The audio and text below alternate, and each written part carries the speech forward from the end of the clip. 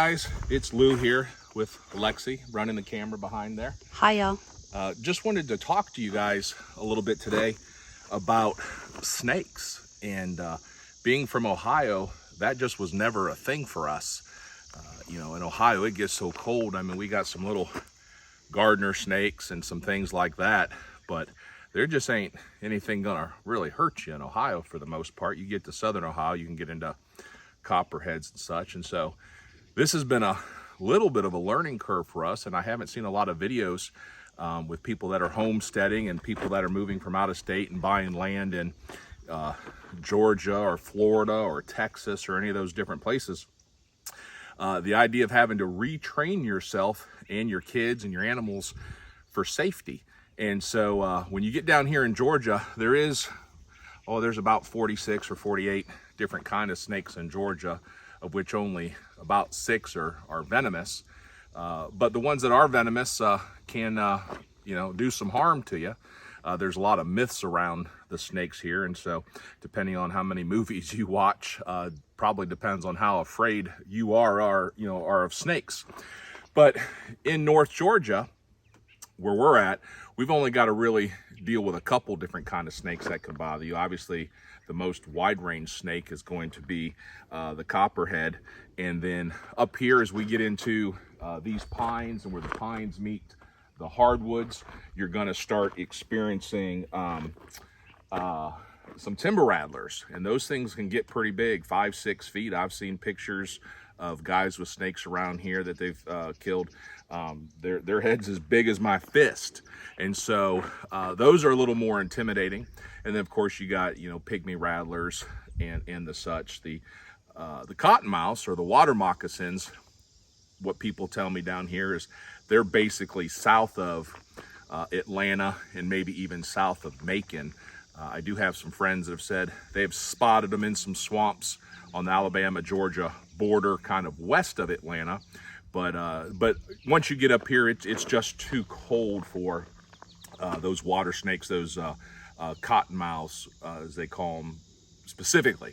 So we're going to talk about, if you buy some property, even as you go out to look at it, if you're from out of state, do some research and be aware of where you're walking. The big thing is what time of year it is going to play into all this stuff, and just educate yourself so that you don't have to go to the hospital and have a $25,000 emergency room bill for getting an antivenom. And so one of the big things out here is when it gets hot, and you can see I'm even sweating today with the humidity, is snakes, just like they need some warmth to be moving, at some temperature, 92, 95, it gets to a point where it's just so hot that they need to cool themselves down or they'll overheat. And so they don't like to be out in exposed areas like we see here, because the hawks and the different birds can spot them and they'll swoop down and take them. And so they like to get off into the brush. Now they will cross these roads, but by and by, if you have a trail like this and not very tall grass, you're fairly safe. I wouldn't say I would let my guard down, but you're not going to run into a whole lot potentially out here unless it's a cooler day, 60s or 70s. They might be out in here sunning, but in a hot summer day, they're just not going to be a problem out on a road like this. But what is a problem is, you can see we've got these wonderful blackberry bushes, and there are some just nice ripe ready blackberries. Pan over here to the left, you can see there are just a ton of blackberries. And in Ohio, we would just jump right in these blackberry bushes and start picking and push these things down with our feet and just start going to town. But here in Georgia, you cannot do that. This is prime candidate for timber rattlers to hide up in here, and the big reason why is, one, it provides shade, as you see down in here, for them to sit. But as all these blackberries here want to start falling off naturally and down into the bush, you know who's going to come out? It's going to be the mice and the rats and the ground squirrels and the chipmunks, and they love these things. And so what happens is the timber rattlers and other snakes know this, and so they will hide in here and ambush these animals so that they can eat. And they don't know no better. Just like us, if someone was to step on us, we'd probably bite too. And so the idea that we've had to learn when we come down here is, appealing as these blackberries are, you just cannot go walking in them blackberry bushes, you know, without some snake boots or the proper attire. Now, if I was going to go in there, I would have a good pair of jeans on, and then also I would have my snake boots. Jeans will not keep a snake's fangs from biting through. They can get through that. The copperheads, in a lot of cases, they will dry bite, which simply means they won't give you any venom because they want to save it for when they eat. The rattlesnakes actually will envenomate you a little more often. So it's about being prepared. Like I said, even if you haven't found your property, if you're out looking at property, you have to know that it's dry. The snakes are out, they're moving, they're looking for food. And so you need to invest in a good pair of snake boots. And so we got online, and these are Thorogoods, and they're waterproof, got a zipper up the side. They go about 17 inches up the calf, because most of your snake bites are going to come on your foot, on your ankle, the back of your leg, your calf, that kind of stuff. It would actually be a little weird to get a strike up into your thigh. Not that it couldn't happen, but this would be probably 95% of where snake bites happen. And so you want to invest in a good pair of these. These are going to offer you water protection if you're walking back towards the creek after it has flooded. And they're just going to leave you in a lot better position to not have to go to the hospital. So if I had my jeans on so that I'm not getting all tore up by briars, and I had my boots on, I'm still going to be cautious, but I wouldn't be as nervous about getting into there and getting those blackberries. Another safe solution would be to just drive your four-wheeler right in there and pick out of your seat. You're going to be okay with that, but sometimes this terrain changes and you might not be able to get your four-wheeler back out. But you can see there's a lot of temptation to get in there and get them wonderful blackberries, which make good cobblers and make good pies. So the thing about, again, a lot of you guys are moving to Texas, you're moving to Georgia, Florida especially. The snakes are going to get bigger. They're going to get more common. They're going to be more readily available, but they're not anything to be terrified about. Again, coming from Ohio, we, again, didn't have to deal with these things. If this was Ohio, I would just walk around here barefoot. There just isn't anything going to hurt you. Where on the other extreme, if you go to Australia, everything in Australia kills you. You know, the birds, the spiders, the snakes, everything in Australia is trying to kill you. And so you just need to have a healthy respect for the environment that you are in. Know the geography. The good thing is of the 6 venomous snakes in Georgia, I am told that the same antivenom is used whether you're bitten by one or the other. So there isn't a huge idea of having to identify what snake it is so that you can get the right antivenom. They tell me that the same antivenom works across the 6 snakes that we have. I have been studying a lot of myths associated what you do when you get bit.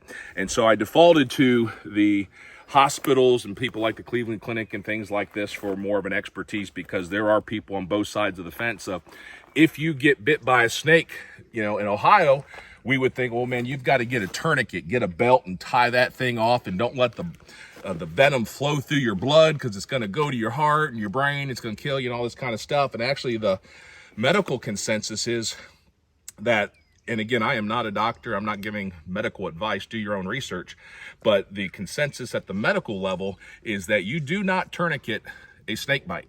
What it does is it keeps that venom isolated and it keeps it potent. It doesn't have a chance to dilute, and so it's actually going to do a lot more damage. The gentleman who's looking at doing our pond here got bit by a copperhead when he was 14, almost lost his foot over it because they tourniquet and didn't know any better. And he was told also that just let it go, the venom will want to start to dilute through your body and it'll just be less damaging to a limb. So don't be wildly fearful of that venom making to your heart, that kind of stuff. You do need to get to a hospital. This isn't anything like a bee sting where you can just, you know, ride it out. You do need to go seek medical attention, see if it's a dry bite, see what it is. They do recommend that once you do get bit, that you keep the hand or the foot below the heart, And then if you have a marker or a pen, they suggest that you mark where the bite was, clean it with some water, do not add ice, not add heat, and then obviously do not put a tourniquet. And so really it's just about being calm. Snake bites, they happen, and a lot of time it's because we're sticking our hands in bushes as we're doing landscaping around the house, even in the suburbs, or we're walking into places like this where we just know that they are, and we just shouldn't be up in there without the right equipment. So there's some snake kits that I've seen on Amazon are out there, and they've got these like little plungers and suckers, and the idea of cutting the wound and sucking venom, that's just all wives' tale. That's just not a thing. And the more that I study, the more that I find out that even the ones that have the extraction sucking thing, that generally you're in the wrong area anyways, because the fangs are curved, and by the time they go in and release, you're an inch or two away. That's why you don't want to cut it, because you're probably cutting in the wrong area anyways. And so just the good rule of thumb is, if you come in contact with a snake, you get bit, if you got a cell phone and can get a picture safely, grab a picture so that the doctors know what they're dealing with, and then just have someone take you over to the hospital. And again, know the hospitals that deal with snake bites. Some of the smaller hospitals may not have antivenom, and so it would just be a good idea to know that, hey, where are the bigger hospitals that have the medication that you would need. And most people leave from a snake bite same day. Obviously, animals like your dogs and your cats, they're going to be more susceptible to a long-term issue, and then little kids. So obviously, I would never come out here with our grandson and let him just run ahead of me in the middle of July. That just would not be a thing. I would be out here and would never let him in the bushes here. We would be on four-wheelers most of the time, and then I would walk ahead and just be looking for him so that we keep him safe. And so with grandkids being, yay big, they're just going to be a little more susceptible to those bites. But again, I find the more that I read, there's actually less to be afraid of than more. They don't want to be around us. And so if we're not going into their habitats, bothering them during mating season, they're just not going to be a thing. It is okay, and I don't necessarily advocate killing any snake, but Georgia does allow you to kill the venomous ones. It is against the law in Georgia to not kill the non-venomous. So the king snakes are very, very healthy for the ecosystem, because the king snakes, the rat snakes, they will actually eat the rattlesnakes. They will eat the other copperheads and such. So you see a 6-foot black snake that looks terrifying, you probably want him, and he's going to take care of the property. And then even the rattlesnakes, they're here. They're going to keep the mice down. They're going to keep the rats down. They're just a good part of the ecosystem. So even if I found one, I probably would not have the tendency to kill any snake, but in Georgia, they do allow you to deal with the venomous snakes in that manner. So again, we're running out this summer. We're getting excited. We're telling our husband, our wife, hey, I found a piece of property. They told us we can go walk it. Let's go walk it. And if you're out of state or even in state, and you're just not familiar with being out in an environment like this that people just don't come on a daily basis, you got to pause, not let your kids and dogs go running all through here, because you're just setting yourself up for a trip to the hospital. And then in the wintertime in North Georgia, the snakes, they hunker down in their burrows usually after November and into December. Once you get below 60 degrees, they've pretty much gone dormant. And so in the wintertime, you can have some more freedom to move about the woods. But I would just always have that level of care, that when I'm out in an environment that is wild like this, and that's where most of you are looking to be, is in an environment where you live out. Take the time, do the research, and understand the animals that are out here. Our next actual investigation is several of my neighbors have black bear on camera, and so we need to probably invest in, like we would have out west, in some cans of pepper spray for black bear. I don't know that I run into them on a daily basis, but we see them on trail cams all the time here in North Georgia, because we're right at the base of the Georgia mountains. So that'll be our next trip, is to understand the bears and their story, and how they interact with our land and how we interact with them. And so again, just wanted you to be aware of, it is snake season, and I don't see a lot of people talking about it on their homesteads. And so, like I said, I've done the research just for my family, and so hopefully that'll be helpful for you guys too. And we'll catch you in the next video.